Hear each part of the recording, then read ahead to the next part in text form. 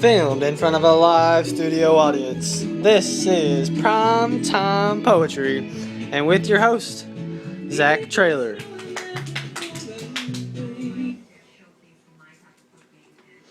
Oh hey, didn't see you there.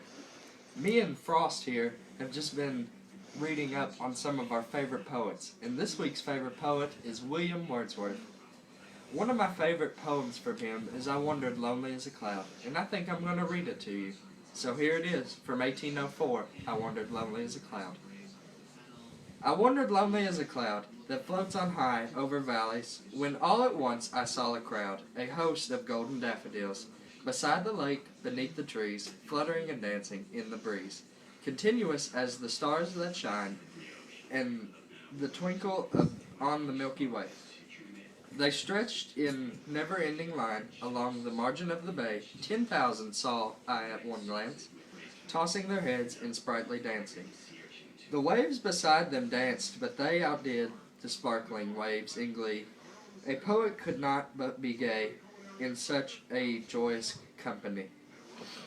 I gazed and gazed, but little I thought what wealth the show to me had brought. For oft when I lay on my couch, in vacant or in pensive mood, the flash upon that inward eye, which is the bliss of solitude, and then my heart with pleasure fills and dances with the daffodils. Now that was a good poem, wasn't it, audience? Yeah.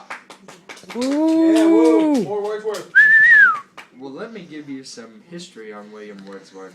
William Wordsworth was born April 7th, 1770 in Cockermouth, What a Cumberland, queer. which is in England.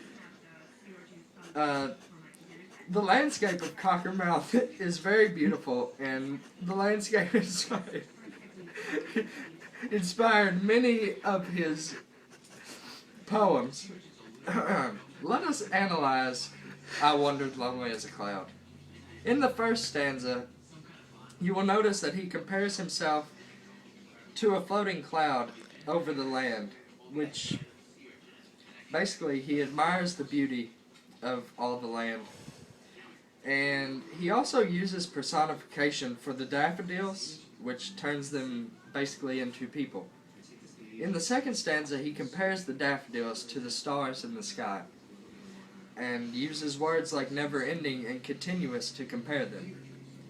In the third stanza, he sees waves dance, but is still no comparison to the daffodils. And in the fourth stanza, he describes how these views have affected him even when he is far away from home. This beautiful poem is filled with great imagery and paints a beautiful picture in your mind. And most of the tone of the poem is soft and gentle. Well, that's all I have for you today. So, I guess this is it. Till next time, this is Primetime Poetry.